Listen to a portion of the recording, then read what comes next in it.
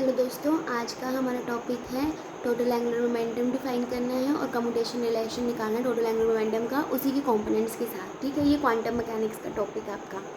तो सबसे पहले हम डेफिनेशन देखेंगे कि एंगुलर मोमेंटम क्या होता है। टोटल एंगुलर मोमेंटम होता है हमारा sum of spin angular momentum and orbital angular momentum.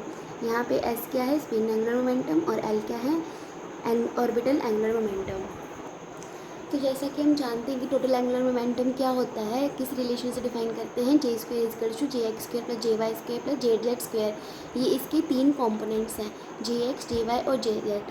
अब हमारे पास ये इक्वेशन नंबर 1 ले लेते हैं। अब इसी का कम्यूटेशन रिलेशन जे स्क्वायर का हम पहले इसके साथ निकालेंगे, फिर इसके साथ, फिर इसके साथ। ठीक है, अब पहले लेटेस्ट टेक जे स्क्वायर का हम जे एक्स के साथ लेंगे। तो यहाँ पे हमने जे स्क्वायर की हमने वैल्यू लिख दी और जे एक्स। फिर उसके बाद ये जो हमारे पास ए कॉमा बी बना, तो हम पहले ए को बी, इसके जो इसका एक्स कंपोनेंट है ए का, इसको इसके साथ करेंगे, फिर इसको इसके साथ और जेड वाले को एक्स के साथ। तो यहाँ पे हमने लिख दिया जे एक्स स्क्वेयर जे एक्स का कम्यूटेशन रिलेशन, जे वाई स्क्वेयर जे एक्स का, और ये एज इट इज़। ठीक है, ये इक्वेशन नंबर 2 बन गई। अब आपको जैसे कि पता है कि हमने पढ़ा है कि जो कम्यूटेशन रिलेशन में कि ए कोमा बी कोमा सी का क्या होता है।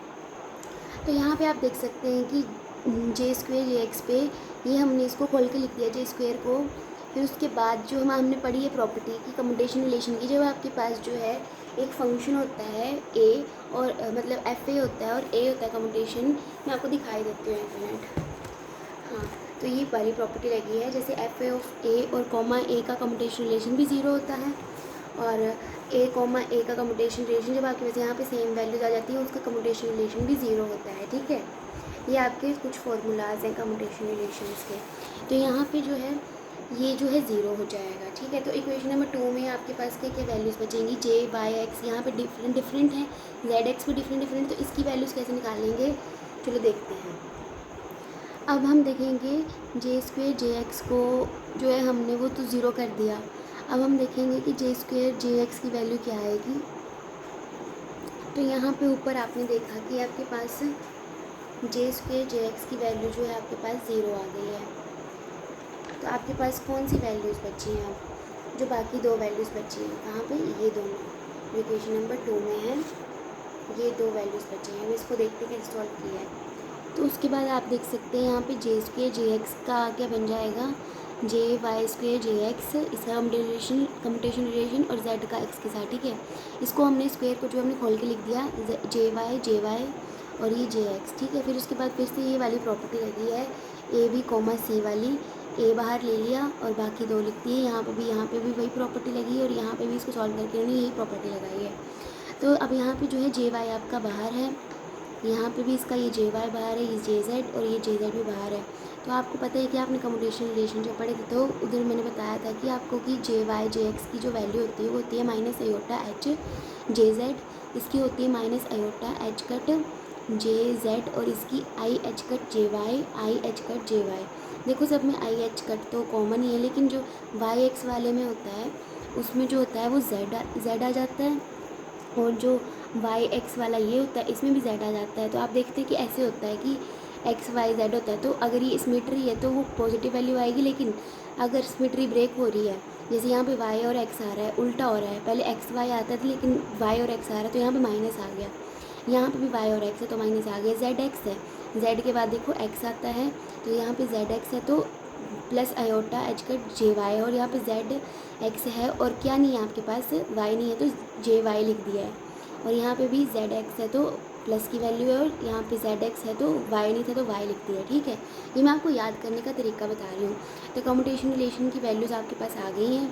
फिर उसके बाद क्या करेंगे, हम जे वाई से अंदर मल्टीप्लाई कर देंगे, यहाँ पे जे जेड से अंदर कर देंगे मल्टीप्लाई। फिर आप देखेंगे कि कुछ टर्म्स जो हैं आपकी सारी टर्म्स जो हैं वो कैंसिल आउट हो जाएंगी, तो हमारे पास जो वैल्यू आएगी जे स्क्वेयर जे एक्स की वो ज़ीरो आ जाएगी। अब सिमिलरली आप बाकी भी सॉल्व करके देख सकते हैं, उनकी वैल्यूज़ भी सारी ज़ीरो ही आएंगी।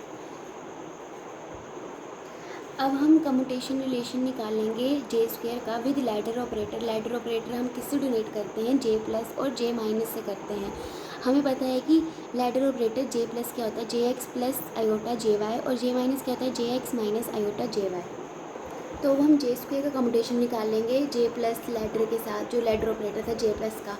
तो जे प्लस की हम वैल्यू लिख लेंगे जे एक्स प्लस आयोटा जे वाई, फिर हम यहाँ पे कम्यूटेशन रिलेशन की प्रॉपर्टी लगा देंगे जे स्क्वेयर जे एक्स प्लस जे स्क्वेयर आयोटा जे वाई। अब यूजिंग इक्वेशन नंबर 3, हमारे पास इक्वेशन नंबर 3 क्या थी, ये रही आपके पास इक्वेशन नंबर 3।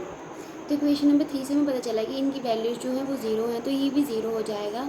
जो लैडर ऑपरेटर के साथ हमारा टोटल एंगुलर मोमेंटम का जो वैल्यू था वो भी ज़ीरो हो जाएगा। सिमिलरली अब जे माइनस के साथ निकालेंगे तो वैसे ही सेम स्टेप्स करके हमारे पास ज़ीरो आ जाएगा। तो हमने जब इनको कंपेयर करके लिख दिया जे स्क्वेयर जे प्लस माइनस का लैडर ऑपरेटर वो ज़ीरो के बराबर आता है। ये था हमारा रिलेशन लैडर ऑपरेटर्स के साथ। उसके बाद हम कम्यूटेशन रिलेशन देखेंगे दोनों लैडर ऑपरेटर्स का क्या होगा। तो यहाँ पे दोनों लैडर ऑपरेटर्स की हमने वैल्यूज़ लिख दी हैं, जे एक्स का पहले इसके सारे के साथ और प्लस आयोटा जे वाई का इस सारे के साथ करेंगे कम्यूटेशन रिलेशन। देन उसके बाद जे एक्स का जे एक्स के साथ और फिर जे एक्स का फिर इसी के साथ, यहाँ पे भी आयोटा बाहर करके जे वाई का जे एक्स के साथ, और यहाँ पे आयोटा का स्क्वायर क्या हो जाएगा -1 और माइनस माइनस प्लस हो जाएगा और जे वाई का जे वाई के साथ होगा। अब आपको पता है कि जब आपके पास सेम आ जाते हैं और कम्यूटेशन रिलेशन में तो हमारे पास जो वो ज़ीरो हो जाता है। आपको कम्यूटेशन रिलेशन पढ़ाया था तो मैंने बताया था कि ए कोमा ए क्या होता है, ज़ीरो होता है, या फंक्शन ऑफ ए कोमा ए भी क्या होता है, वो ज़ीरो के बराबर होता है। ये आप की पॉइंट की तरह याद ही रख लो, ठीक है। देन उसके बाद माइनस आयोटा आ गया।